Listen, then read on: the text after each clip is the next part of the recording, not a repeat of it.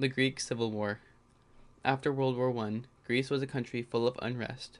Governments came and went through coups and rivalries between monarchists and republicans, making the country unstable. In 1936, the Greek Communist Party, known as the KKE, began gaining political ground for the first time. That same year, with support from King George II and quiet backing from Britain, General Ioannis Metaxas took control and set up a dictatorship. His regiment outlawed political opposition, especially the communists. This crackdown planted the seeds of a much bigger conflict in the years ahead. In October 1940, Fascist Italy invaded Greece and demanded that they surrender. Instead of giving in, Greece pushed back and won, forcing Italian troops into retreat. This accomplishment was unexpected, as Greece, a small and politically unstable country, had embarrassed a major Axis power. But the victory didn't last. In April 1941, Nazi Germany invaded, destroying the Greek state. The Greek government escaped into exile to Turkey, and the country fell under brutal occupation by German, Italian, and Bulgarian forces.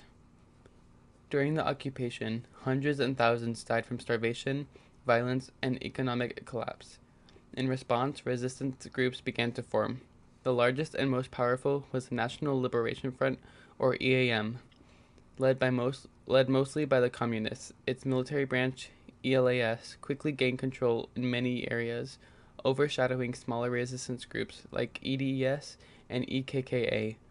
By 1943, these groups weren't just fighting the Axis, they had started fighting each other. Round 1. The Civil War begins. Even before World War II ended, the Greek Civil War had already begun. As German forces started pulling out, the EAM/ELAS clashed with other resistance groups, especially EDES. The communists were aiming to take control of Greece after the war. This early fighting was the beginning of what would become a long and bloody civil war. By 1944, EAM controlled larger parts of Greece. This worried Britain and the United States, who feared that Greece could become the first communist country in Western Europe, a major concern as tensions with the Soviet Union grew. Round 2. The Dekambriana and Varkiza Agreement. On December 3, 1944, a large, peaceful EAM protest in Constitution Square in Athens was attacked by police. This shooting sparked a month-long battle in the capital between ELAS and British-supported government troops. This event, called the Dekambriana, showed that the war was no longer just about resisting occupation. It was now a battle for the future of Greece.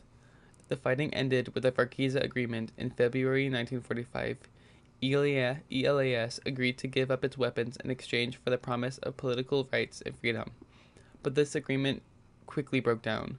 Right-wing forces, including former collaborators and secret police, began targeting former ELAS fighters in what became known as the White Terror. Violence, arrests, and killing became common. Many former resistance members felt betrayed and returned to the mountains to prepare for a new war. Round 3. Full Civil War. The third and final phase of the Civil War began on March 30th, 1946, with an attack on a police station in the town of Litochero. The Democratic Army of Greece, DSC, formed by the KKE, started a full-scale guerrilla war against the Greek National Army, GNA, which was supported by the US. At first, the DSC did well. They used mountains and fortresses to their advantage and had help from nearby communist countries like Yugoslavia, Albania, and Bulgaria. But in 1945, the communists made the major mistake by trying to switch from guerrilla tactics to open conventional warfare. They didn't have the supplies or manpower for that kind of fighting. At the time, Britain, exhausted from World War II, could no longer support Greece, so the United States stepped in. Under the Truman Doctrine, President Truman promised to help any country fighting against communism. Greece became the first major test of this new policy. The U.S. sent weapons, money, and military advisors, this effort known as the American Mission for Aid to Greece, AMAG, marked one of the first steps in what became known as the Cold War containment. The fall of the DSC and end of the war. In 1948, things got even worse for the communists. Yugoslavia's leader, Tito, broke ties with Stalin, and the Greek communists sided with Stalin. As a result, they lost Yugoslavia's support, which had been their main supply route. Without help, the DSC couldn't hold out much longer. In the summer of 1949, the GNA launched a final massive attack on the DSC strongholds in the Gramos and Visti Mountains. Backed by American air power and weapons, government forces overwhelmed the rebels. By September 1949, the Civil War was over. The Communists were defeated. Aftermath and impact on the United States. The war had a heavy cost. Over 100,000 people died, and more than 1 million Greeks were displaced from their homes. Families were torn apart, villages destroyed, and political wounds would last for decades. For the United States, the Greek Civil War was a turning point. Before this, America had mostly stayed out of foreign conflicts unless directly attacked.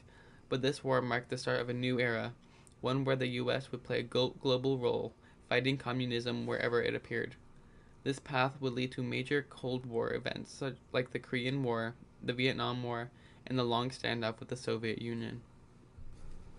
Leadership and American values. President Harry Truman showed strong leadership by acting quickly and firmly. He believed the U.S. had a duty to stop the spread of communism, but in doing so, America supported a government that often used undemocratic and harsh methods, including censorship, torture, and political imprisonment. This raises tough questions. Was the U.S. defending freedom, or simply choosing one form of control over another? Greek leaders also made a serious mistake. The KKE's decision to switch to conventional warfare and their break with Yugoslavia hurt their chances of success. On the government side, the harsh crackdowns after the Varkiza Agreement only pushed more people toward rebellion, and ordinary people, especially in rural areas, suffered the most, caught between two sides that both committed brutal acts. Women also played a huge role in the war as fighters, nurses, and supporters, but their contributions were mostly ignored after the war ended. Legacy in U.S. policy and society today. The legacy of the Greek Civil War is still with us. Greece joined NATO in 1952, firmly aligning with the West, but political repression continued, leading to a U.S.-supported military dictatorship from 1967 to 1974. Only in the 1980s were exiled communists allowed to return home. For the United States, Greece became the first in a long series of Cold War interventions. The war set the stage for how America would act in places like Vietnam, Latin America, and Afghanistan. Even today, when we debate U.S. involvement in conflicts like Iraq, Syria, or Ukraine, we're still dealing with the same big question that started in Greece. How far should America go to protect its values, and whose freedom are we really defending?